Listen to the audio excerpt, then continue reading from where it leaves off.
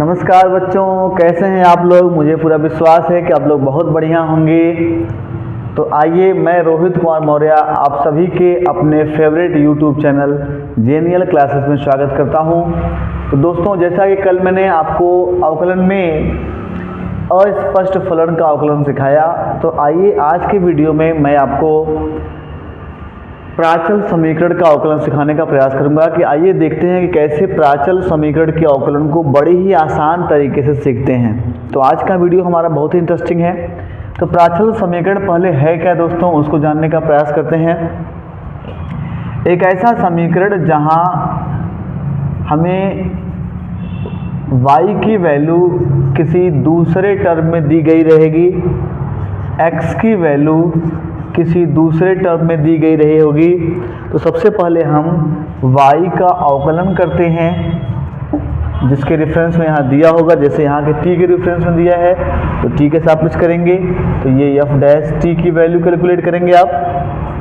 जैसा कि फिर उसके बाद आप x की का अवकलन करेंगे, जिसके सापेक्ष यहाँ दिया गया हो, जो भी चर राशि हो, तो g डैश t हो जाएगा। फिर फाइनली हमारा जो ये वैल्यू निकल के आता है, हमें हर बार dy बटे dx का मान निकालना होगा, जिसके लिए हम कैलकुलेट करेंगे dy upon dt, dx upon dt की वैल्यू। यदि यहाँ वेरिएबल हमारा t की जगह थीटा है तो थीटा के सापेक्ष अवकलन होगा यहाँ। फिर यहाँ भी थीटा के सापेक्ष हो जाएगा। इसके अलावा अगर यम एन है तो यम एन के सापेक्ष हो जाएगा। कहने का मतलब ये है कि जो भी क्वेश्चन दिया गया हो, इस क्वेश्चन में जिसके सापेक्ष यहाँ हमारा चर राशि होगा, उसी के सापेक्ष हम बारी बारी से अवकलन करना स्टार्ट करेंगे और हम क्वेश्चंस को सीखेंगे। तो आइए आज के टॉपिक में हम कुछ क्वेश्चंस के माध्यम से इनके समस्याओं को सीखते हैं कि कैसे बड़ी ही आसान तरीके से आप इसके क्वेश्चंस को सीखते हैं। तो मुझे पूरा विश्वास है कि ये फार्मूला अपने माइंड में आप कैच कर ली होंगी। इस फार्मूले के माध्यम से सारे क्वेश्चंस लगेंगे। आइए सीखते हैं।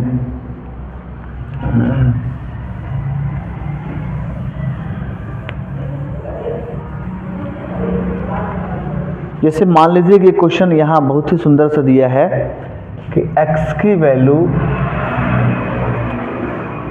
वैल्यू यहाँ दी गई है आपको, बहुत ही सुंदर सा a1 minus cos theta, y की वैल्यू दी गई है 1 माइनस साइन थीटा।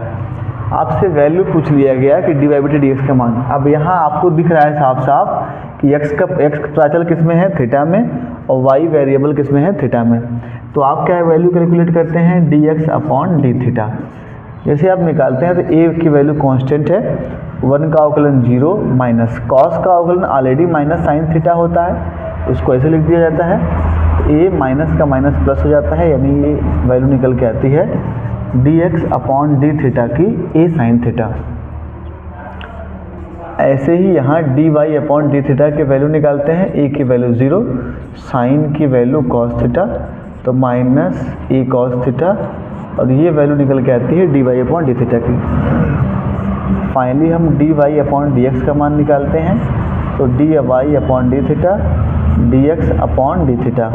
तो dy अपॉन डी थीटा की value minus a cos theta और इसकी वैल्यू a साइन थीटा। तो a से a कट जाएगा, यानी ये वैल्यू निकल के आएगी माइनस कॉट थीटा के बराबर। तो dy अपॉन dx की वैल्यू माइनस कॉट थीटा के बराबर निकल के आती है। तो बड़ा ही आसान तरीका है इसको सॉल्व करने का।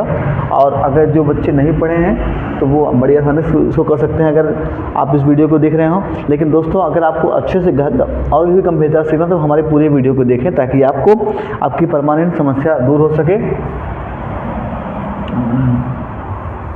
वीडियो को थोड़ा सा भी स्किप ना करिएगा, पूरा वीडियो एक मिनट का देखें, एक सेकंड का देखें, ताकि आप वीडियो की गंभीरता को सीख पाएँ और अच्छे से आप क्वेश्चंस को कर पाएँ।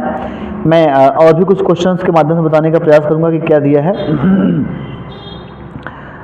जैसे कि क्वेश्चन दिया हुआ है कि यहाँ आपको ज्ञात करना है, एक बड़ा ही इंटरेस्टिंग क्वेश्चन है, जो कि आपको एक क्वेश्चन के माध्यम से दिखाने का मैं प्रयास करूंगा। x बराबर लिखा है r cos थीटा और y बराबर लिखा है, बहुत ही अच्छा क्वेश्चन है ये। और ये क्वेश्चन कई बार मैं देख रहा हूँ पूछा गया है। तो आप इस क्वेश्चन को करेंगे। x की value r cos theta, y की वैल्यू r sin थीटा। अब ये क्वेश्चन दोस्तों देखिए यहाँ r में भी वेरिएबल है और थीटा में भी वेरिएबल है, तो इस क्वेश्चन को दो तरीके से सॉल्व कर सकते हैं आप। अगर आप r को वेरिएबल मान रहे हैं तो आप सॉल्व करेंगे dy अपॉन dr, तो r का अवकलन एक, तो ये हो जाएगा sin theta, dx upon dr, तो ये वैल्यू हो जाएगी cos थीटा। तो जब जैसे ही आप dy अपॉन dx का मान निकालेंगे तो आप लिख सकते हो dy अपॉन dr भागे dx अपॉन dr। तो dy अपॉन dr की वैल्यू आप निकाले हो sin थीटा और dx अपॉन dr की वैल्यू निकाले हो आप cos थीटा। तो फाइनली आंसर ये क्या हो जाएगा, tan थीटा का। एक तरीका तो ये है जिसमें आप अपने r के रेफरेंस में, अगर यहाँ वेरिएबल चर है तो वो सवाल में कहेगा कि प्राचलिक किसके लिए है, तो अगर ये इस रूप में तैयार कर सकते हैं। एक तरीका और क्या है कि ये थीटा की रेफरेंस में भी प्राचल हो सकता है, तो अगर थीटा प्राचल कहा है तो थीटा के सापेक्ष करेंगे, अगर r प्राचल कहा है तो आप r के सापेक्ष करेंगे। तो आइए देखते हैं। अगर मान लीजिए थीटा प्राचल है तो क्या हो जाएगा, dy अपॉन डी थीटा, तब r कांस्टेंट हो जाएगा, उसको ऐसे रखेंगे, और साइन का अवकलन हो जाएगा cos थीटा। ऐसे ही dx अपॉन डी थीटा का मान निकालेंगे तो क्या हो जाएगा, r अपनी जगह वैसे ही रहेगा और इसका हो जाएगा माइनस साइन थीटा। तो जैसे आप वैल्यू कैलकुलेट करेंगे dy अपॉन डी थीटा का, तो ये निकल के आ जाएगा dy upon D theta divided by dx upon D theta. तो dy अपॉन डी थीटा की वैल्यू r cos थीटा और इसकी value minus r sine theta. तो r से r कैंसिल हो जाता है, यहाँ dy अपॉन डी थीटा की वैल्यू माइनस कॉट थीटा निकल के आता है। यानी अगर प्राचल थीटा है तो वैल्यू माइनस कॉट थीटा के बराबर आएगा, और अगर प्राचल r है तो वैल्यू tan थीटा के बराबर आ जाएगा। ठीक है, तो मुझे पूरा विश्वास है कि आपको ये समझ में आ चुका होगा। ऐसे दोस्तों एक क्वेश्चन और है जो कई बार पूछा गया है, आइए उसको भी देखते हैं। ये क्वेश्चन लगभग 10 बार पूछा गया है, CUT के एग्ज़ाम में भी पूछा गया है और कुल मिला के बोर्ड एग्ज़ाम में भी पूछा गया है। पॉलिटेक्निक जो बच्चे पढ़ते हैं उनके सब्जेक्ट में भी पूछा गया है ये। तो ये वीडियो में ज़रूर बताने का प्रयास करूंगा कि कहाँ कहाँ से क्वेश्चन में पूछा गया है। तो क्वेश्चन बहुत ही इंटरेस्टिंग है, उसको आप बहुत ध्यान से देखें। x बराबर क्या लिखा है a, साथ साथ में है cot t plus log tan t by 2, cot t plus cos t है, cos t plus log tan t by 2, और y की वैल्यू लिखी हुई है a sin t लिखी हुई है। तो आपको इसको सॉल्व करना है, तो आइए देखते हैं कैसे सॉल्व करेंगे। यहाँ साफ साफ दिख रहा है कि वेरिएबल t है, तो आप हल करोगे dx अपॉन dt की वैल्यू a अपनी जगह है, cos का अवकलन होता है माइनस साइन t, जैसा कल हमने बताया था कि यहाँ लिखना होता है दोनों पक्षों में t के सापेक्ष अवकलन करने पर। तो log का अवकलन क्या हो जाता है, 1 बटे पहले हो जाएगा log का अवकलन 1 बटे x होता है, तो 1 बटे tan t बाई 2 हो जाएगा, और फिर tan पे अवकलन करेंगे तो ये हो जाएगा sec स्क्वायर t बाई 2, और फिर t बाई 2 का करेंगे तो 1 बटे 2। तो फाइनली ये वैल्यू निकल के आती है a के साथ माइनस साइन t प्लस, यहाँ अगर आप देखो ध्यान से तो 1 बटे cos t बाई 2 निकल के आएगा, और ये sin t बाई 2 यानी cos t बाई 2, इसको आप जैसे ऐसे सॉल्व कर सकते हो, cos square t by 2 divided by sin t by 2 upon cos t by 2, और यहाँ बटे में 2 है। ठीक है, तो एक cos से एक cos कैंसिल हो जाएगा, और फाइनली अगर हम देखें तो ये निकल के क्या आएगा, a minus sine T plus 1 upon 2 sine t by 2 cos t by 2। तो ये फाइनली वैल्यू निकल के आ जाएगी। तो ये dx अपॉन dt की जो वैल्यू निकल के आएगी वो फाइनली क्या निकल के आया, 1 बटे 2 sine t by 2 into cos T by 2 क्या हो जाएगा, साइन t हो जाएगा, और 1 बटे साइन t क्या हो जाता है, कोसेक t। तो ये निकल के आया minus a sine t plus cosec t, एक वैल्यू ये निकल के आती है। अब बचा हमारा y की value a sine t by 2, तो हम वहाँ से dy अपॉन dt का मान निकालेंगे, तो ये हो जाएगा a cos t। जैसे हमें वैल्यू निकालना होगा dy बटे dx का, तो हमने आपको बताया था कि dy अपॉन dt और dx/dt के आधार पर गणना करेंगे। तो एक वैल्यू है a cos t और एक वैल्यू है a minus sine T plus cosec T. तो a से a कट जाएगा तो फाइनली आंसर निकल के आएगा cos t बटे minus sine T plus cosec T. तो इस बेसिस से भी क्वेश्चंस को आप सॉल्व कर सकते हैं और बड़े ही आसान तरीके से आप देखेंगे कि ये आपका आंसर फाइनल आंसर आपको मिल जाएगा। ठीक है, तो आइए अगर देखने लायक हो कोई क्वेश्चन तो एक क्वेश्चन हम और देखने का प्रयास करते हैं। एक क्वेश्चन और भी बहुत ही इंटरेस्टिंग है, मैं उसको भी देखने का प्रयास करूँगा। फिर मैं